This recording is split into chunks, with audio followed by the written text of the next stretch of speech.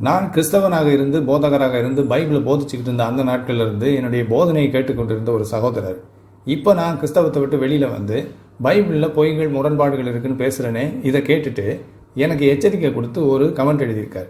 ரொம்ப ரொம்ப வேடிக்கையான ஒரு கமெண்ட். அது என்னன்னு இப்போ திரையில் பாருங்கள். அவர் ஆங்கிலத்தில் எழுதியிருக்கார். அதனுடைய தமிழாக்கத்தையும் இப்போ நீங்கள் பாருங்கள். அவர் சொல்கிறார், சகோதரரே, நீங்கள் பல வருடங்கள் கர்த்தருக்காக ஊழியம் செய்து பல ஆத்துமாக்களை கிறிஸ்துவிடம் வழிநடத்தி இருக்கிறீர்கள். அதற்காக உங்களுக்கு நன்றி.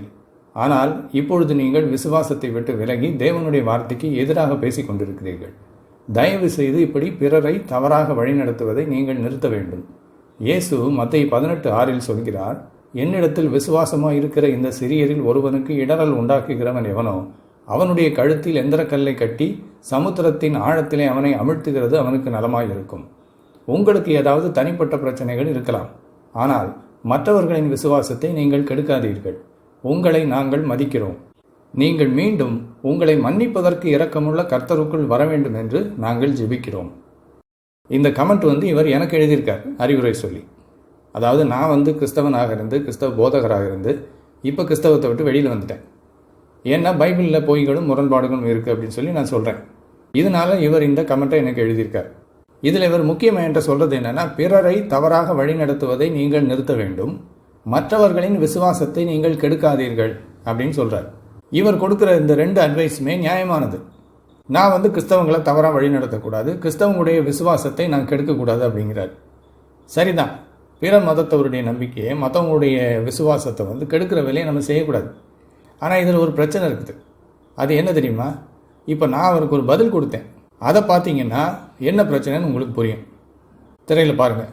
அவர் ஆங்கிலத்தில் பதிவு பண்ணதுனால நான் அவருக்கு பதில் ஆங்கிலத்தில் கொடுத்துருக்கேன். அதனுடைய தமிழாக்கத்தை நீங்கள் திரையில் பாருங்கள். அவருக்கு நான் கொடுத்த பதில் இதுதான். உங்களின் மரியாதையான பதிவுக்கு நன்றி. அது ஒரு கிறிஸ்தவ மிரட்டலோடு கொடுக்கப்பட்டிருந்தாலும் மற்றவர்களின் விசுவாசத்தை நீங்கள் கெடுக்காதீர்கள் என்று நீங்கள் எழுதியிருக்கிறீர்கள். உங்களுக்கு என் கேள்வி இதுதான். நீங்கள் கொடுக்கும் இந்த அறிவுரையை ஏன் கிறிஸ்தவர்கள் பின்பற்றுவது இல்லை? ஏன் கிறிஸ்தவர்கள் இந்துக்கள், முஸ்லிம்கள் மற்றும் பிற மதத்தவரின் நம்பிக்கையை கெடுக்கும் வேலையை செய்கிறார்கள்? ஏன் கிறிஸ்தவர்கள் அதை நிறுத்தவில்லை? இதுதான் நான் அவர்கிட்ட கேட்ட கேள்வி. அப்போ பாருங்கள், நான் ஒரு கிறிஸ்தவ போதகராக இருந்திருக்கேன். பைபிளில் பொய்களும் முரண்பாடுகளும் இருக்குதுங்கிறத தெரிஞ்சுக்கிட்டு அதிலிருந்து விலகிட்டேன். இப்போ நான் அந்த பைபிளில் இருக்கிற பொய்கள் முரண்பாடுகளை சுட்டி காட்டி பேசினா நான் கிறிஸ்தவர்களின் விசுவாசத்தை கெடுக்கிறேன். அப்படி செய்யக்கூடாதுங்கிறார் இவர். கிறிஸ்தவர்களின் விசுவாசத்தை கெடுக்கிறது பெரிய பாவம், அப்படி செய்கிறவங்க கழுத்தில் எந்திரக்கல்லை கட்டி கடலில் போடுறது நல்லதுன்னு இயேசு சொன்னதாக எச்சரிக்கிறார். அப்படின்னா இவங்க ஏன் பிற மதத்தவரின் விசுவாசத்தையும் நம்பிக்கையும் கெடுக்கிற வேலையை ஒரு தொழிலாகவே செஞ்சுக்கிட்டு இருக்கிறாங்க? இந்துக்கள்கிட்ட போய் நீங்கள் வணங்குற தெய்வமெல்லாம் உண்மையான தெய்வங்கள் கிடையாது, இயேசு தான் மெய்யான தெய்வம், அவரை ஏற்றுக்குங்க அப்படின்னு சொல்லி அவங்களுடைய விசுவாசத்தை கெடுக்கிற வேலையை இவங்க ஏன் செய்கிறாங்க? முஸ்லீம்கள்கிட்ட இந்த கிறிஸ்தவங்க போய் உங்கள் முகமது நபி உண்மையான ஒரு நபி கிடையாது, உண்மையான இறை தூதர் கிடையாது, அவர் ஒரு போலி, உங்கள் குரான் இறைவனிடமிருந்து வந்ததல்ல, பைபிள் தான் கடவுளுடைய வார்த்தை, இயேசுவே கடவுள், அவரை ஏற்றுக்கிட்டா தான் மறுமை வாழ்வு கிடைக்கும்னு சொல்லி முஸ்லீம்களின் நம்பிக்கையை இவங்க ஏன் கெடுக்கிறாங்க? அப்போ எவ்வளவு பெரிய மாயத்தனம் பாருங்க. இவங்க பிற மதத்தவரின் நம்பிக்கையை மிகவும் ஆனந்தமாக கெடுக்கிறாங்க, ஆனால் இவங்களுடைய நம்பிக்கையை மற்றவங்க கெடுக்கக்கூடாதான். இது எவ்வளோ சின்ன பிள்ளைத்தனமாக இருக்குது பாருங்க. சின்ன பிள்ளைங்க தான் மற்றவங்க வீட்டுக்கு போனால் அந்த வீட்டு பிள்ளைங்களோட விளையாட்டு சாமான் எடுத்து விளையாடும். ஆனால் மற்ற வீட்டு பிள்ளைங்க தன்னோட வீட்டுக்கு தன்னோட விளையாட்டு சாமானை எடுத்தால் ஓன்னு ஒப்பாரி வைக்கும். அதையே தான் இவங்க பண்ணுறாங்க. சரியாக சொல்லணும்னா பிற மதத்தவரின் நம்பிக்கை கெடுக்கிற வேலையை தேவனுக்கு செய்கிற ஊழியமாக செய்கிறது கிறிஸ்தவங்க தான். இவங்களுக்கு மட்டும் அந்த ரைட்ஸ் இருக்கான். ஆனால் மற்றவங்க இவங்க மதத்தில் இருக்கிற பொய் பித்தலாட்டங்களை பற்றி எதுவுமே பேசக்கூடாதான். ஒன்று தெரியுமா? இவங்களுடைய பைபிளில் உள்ள பொய்களையும் முரண்பாடுகளையும் நான் பேசுகிறதுக்கு முக்கிய காரணமே இவங்க பிற மதங்களை பற்றி இழிவாக பேசுகிறதுனால தான். யோசிச்சு பாருங்கள், இந்துக்கள் கிறிஸ்தவத்தை பற்றி இழிவாக பேசுகிறாங்களா? இல்லை. அவங்க இயேசுவையும் மதிக்கிறாங்க. அவங்க கிறிஸ்தவ நம்பிக்கைக்கு மரியாதை செலுத்துவாங்க. எந்த மத நம்பிக்கையும் கெடுக்கிற வேலையை அவங்க பண்ண மாட்டாங்க. கிறிஸ்தவர்கள் இந்து தெய்வங்களை பற்றி தரக்குறைவாக பேசுகிறதுனால தான் இந்துக்கள் இப்போ திரும்ப கேள்வி கேட்குறாங்க கிறிஸ்தவங்க கிட்ட. உங்கள் மதத்தில் இவ்வளவு பொய்கள் இருக்குது, 20 வருஷமாக கிறிஸ்தவராக இருந்து பைபிளையும் போதிச்சுக்கிட்டு இருந்த இவர் இப்போது கிறிஸ்தவத்தை விட்டு வெளியில் வந்துட்டு பைபிளில் இவ்வளவு பொய்கள், பித்தலாட்டங்கள், முரண்பாடுகள், கட்டுக்கதைகள்லாம் இருக்குன்னு சொல்லிட்டு இருக்கிறாரு. அப்படி இருக்கும்போது நீங்கள் எப்படி இந்து மதத்தை பற்றி தரக்குறைவாக பேசலான்னு அவங்க திருப்பி கேள்வி கேட்குறாங்க. அதுதான் இவங்களுக்கு இப்போ பிரச்சனை. என்னடா இத்தனை நாள் நாம் நம்முடைய மதத்தில் இருக்கிற பொய்களையெல்லாம் மறைச்சு பிற மதத்தை பற்றி தரக்குறைவாக பேசிகிட்டு இருந்தோம், ஆனால் இப்போ கிறிஸ்தவராக இருந்த ஒருத்தர் வெளியில் போய் நம்முடைய பித்தலாட்டங்களை பற்றி பேசுகிறாரு. இப்போ நம்மளால் பிற மதத்தவரை பற்றி மட்டமாக பேச முடியாதே அப்படின்னு இவங்களுக்கு இப்போ ஆதங்கம். அதனால தான் எனக்கு இந்த அட்வைஸ்லாம் கொடுக்குறாங்க. மற்றவங்களுடைய விசுவாசத்தை கெடுக்காதீங்கன்னு என்கிட்ட சொல்கிறாங்க. இதில் மிரட்டல் வேறு. கிறிஸ்தவங்களுடைய விசுவாசத்தை கெடுப்பது பெரிய பாவம், அப்படி செய்கிறவர்கள் கழுத்தில் எந்திரக்கல்லை கட்டி கடலில் போடுவது நல்லதுன்னு இயேசு சொன்னதாக மிரட்டுறாங்க. இதே மாதிரி மிரட்டல் மற்ற மதங்கள் இருக்குது தெரியுமா? குர்ஆன் என்ன எச்சரிக்கிறது தெரியுமா?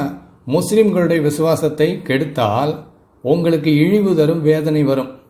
உங்களுக்கு நீங்கள் அதைத்தானே பண்ணுறீங்க. முஸ்லீம்கள்கிட்ட போய் அவங்களுடைய விசுவாசத்தை கெடுக்குறீங்கள.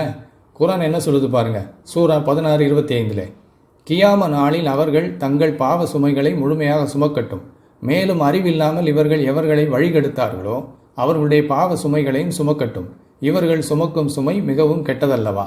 அடுத்து சூரா 31:6 குர்ஆன்லேருந்து வாசிக்கிறேன். இவர்கள் தவிர மனிதர்களில் சிலர் இருக்கின்றார்கள். அவர்கள் அறிவில்லாமல் வீணான பேச்சுக்களை விலைக்கு வாங்கி அவற்றால் மக்களை அல்லாவின் பாதையிலிருந்து வழிகெடுக்கவும் அல்லாவின் பாதையை பரிகாசமாக்கிக் கொள்ளவும் முயல்கிறார்கள். இத்தகையோருக்கு இழிவு தரும் வேதனை உண்டு. கிறிஸ்தவர்களாகிய உங்களை எச்சரிக்குது குர்ஆன்.